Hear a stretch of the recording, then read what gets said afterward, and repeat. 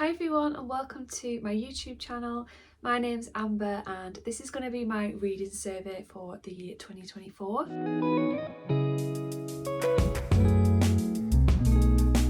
So I recently watched both Hayley Hughes and Gabby Reed's do a reading survey, so I basically nabbed the questions from them and I thought it would just be a good way to kind of sum up my year in reading. I'm also planning on doing a stats kind of video soon, so hopefully that one will be the next video. I also just wanted to say hi and thank you to some of the people that have recently subscribed to this channel, and then obviously thanks to all the people that have been subscribed for quite a while and always bear with me through my quite sporadic uploading schedule. But yeah, fingers crossed we can post quite a lot in 2025.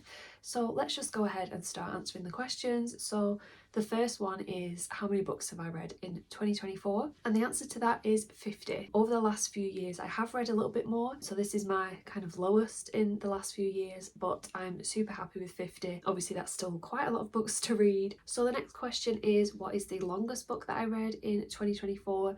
And according to Goodreads, that is Glass by Ellen Hopkins. But I do feel like that is cheating a little bit because this is a YA novel which is told in free verse poetry. So even though it's technically a long book in terms of pages, the word count definitely doesn't sort of match that. So I think my actual longest book of the year is House of Leaves. My copy is 705 pages long, including the index and everything, so I definitely think it's this one. And I'm going to double this book as another answer to a question, which is my biggest achievement of the year in terms of reading, and this is definitely the biggest achievement. I read this right at the start of the year. I think it was the first book that I started, and it took me a good couple of months to read it how I wanted to read it. So if you don't know anything about this book, it's basically a very complicatedly written story about this family who move into a house which is bigger on the inside than it looks from the outside. But the way that this book is structured basically means that we're following that story, but then we're also following footnotes from a person who kind of put that story together. We're then following footnotes from another person who's come across all the notes of this story. So it very quickly becomes quite confusing, which is the point of the story, I guess. I read it the first time how it's meant to be read, I think. So every time there was a footnote, I would then read that footnote in full and go back to where I was. I then read it again in full, but I read it slightly differently, so I didn't exactly follow the footnotes as it told me to. I would read like up until the end of a section and then go back and read all the footnotes. Yeah, I invested a lot of time and a lot of effort into this book. Unfortunately, I only gave it like a 3-star in the end, like a 3.5 maybe, because I feel like it didn't pay off as much as I wanted it to. But I will leave my wrap-up video where I talk a lot more in detail about this book down below, because yeah, there's lots to talk about. My shortest book is The Witnesses Are Gone by Joel Lane, which is probably a blessing because this book ended up on my worst books of the year. So it's quite a good thing that it was the shortest.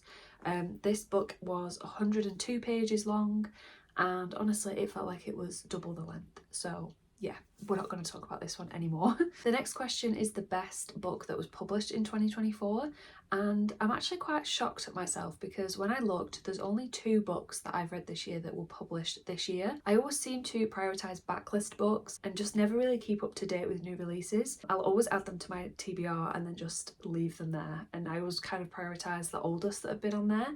So yeah, I only read 2 this year. So the choice is either between Horror Movie by Paul Tremblay and a non-fiction that I recently read called Codependent, and I'm definitely going to say Codependent was my favourite of the 2. This was a really interesting non-fiction about the impact that AI is currently having and is probably going to be having on our society in the future. The author basically travels to loads of different places to see how AI is currently being used in different countries, and she talks a lot about the potential benefits for healthcare, but then she also talks lots about the potential downfalls of AI. One of the topics that especially stuck out to me was the idea of AI generated like pornographic images, and the idea that people can use AI to say make images about people that they know in real life. And that was just something that was really terrifying to read about, because at least where I am, the legal system hasn't sort of caught up with what's going on with AI. So a lot of the times these images are not classed as illegal, and I believe the recent laws that we've had around revenge porn don't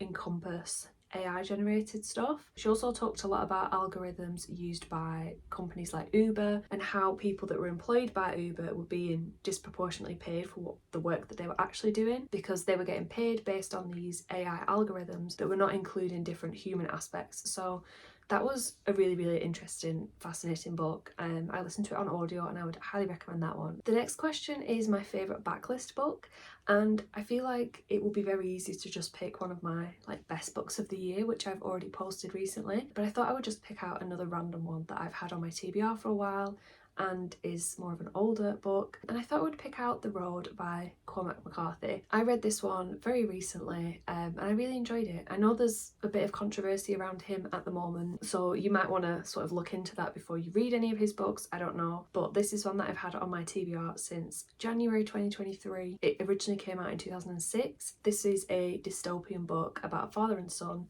who are basically travelling through this desolate wasteland, and it's just written in a very sort of straightforward but also very descriptive way. So that is a backlist book that I would definitely recommend. Next question is a book that lived up to the hype, and for me, I feel like it's got to be ACOTAR. I was very reluctant to read this book because I'm a bit of a snob when it comes to the romantasy genre. Obviously this one is mega hyped and it's a lot of people's favourite or beginner level romantasy series, and my friend basically forced this book on me by buying it for me for my birthday. So I gave it a chance and I actually really liked it. I gave it 4 stars. I'm currently reading the second one, which is called A Court of Mist and Fury. I'm not saying that this is the best book ever. I'm not saying that it's 5-star you must read, but I am saying that I actually had a really good time with it and I will be continuing in the series. And then one that did not live up to the hype for me is The Other Side of Night by Adam Hamdy. I'm not going to go too much into this because I did talk about this book in my worst books of the year video, which I will link down below and in a card as well. This one I was so excited for because I thought it was going to be a 5-star book. All the other creators that I watch on YouTube have given it 5 stars. I don't think I've seen anyone else give this book a negative review. So yeah, this one was the most sort of disappointing one for me. But as I said, you can check out the other video to see my more in-depth rant about this book. And then that also leads me on to another question for this survey, which is worst character of the year. And unfortunately, I'm going to have to say the main character in this book. She was called Harry. She was a police officer that had been sort of struck off for some sort of reason. I really just did not gel with her at all as a character. I didn't like the way that she was so obsessed with this guy that she'd been on 2 dates with, and then she did have a partner when she was in the police who she still speaks with, and the way that she talks to him and reacts to certain things that he does in this book was just really bizarre. I didn't like her at all. Not a fan of this one. And then for my best character of the year, I don't know if I would say she's the best character, but for me she was the best to read about. She was the most fun. And this is the wife character who is an unnamed narrator in My Husband by Maud Ventura. This was the last book that I read in 2024. It's basically about this woman who is just obsessed with her husband. Her whole life revolves around him and trying to keep him in love with her so that he won't leave her. And in this book you're following a week in her life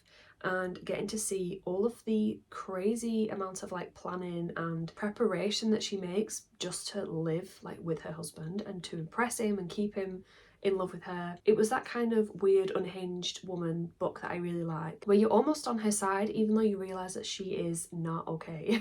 So I would say that I just really enjoyed reading from her perspective, and yeah, she was just fun to read about, so I would pick her as my best character. Next question is the most shocking book of the year, and I feel like if we're going down the route of outrageous shocking and just kind of disturbing shocking, then I would pick Dead Girl Blues by David Sodergren. This is a horror book which is pretty gory and disturbing, and the reason why I'd say it's really shocking is because some of what happens in the end of this book was so outrageous and just so ballsy, but in the best way. It really just went for it, and it was just a really interesting way to end this story. But if we're thinking shocking in terms of twists, then I would say The Mysterious Case of the Alperton Angels by Janice Hallett. Again, I talked about this recently in my Best Books of the Year video, but what I will say is that this is one of the few sort of mystery thrillers that I've read this year that I've given 5 stars. This is a mixed media story about a cult and about this woman who's trying to write a book about this cult. It's really fast paced because it's all told in mixed media, and the way that it all comes together in the end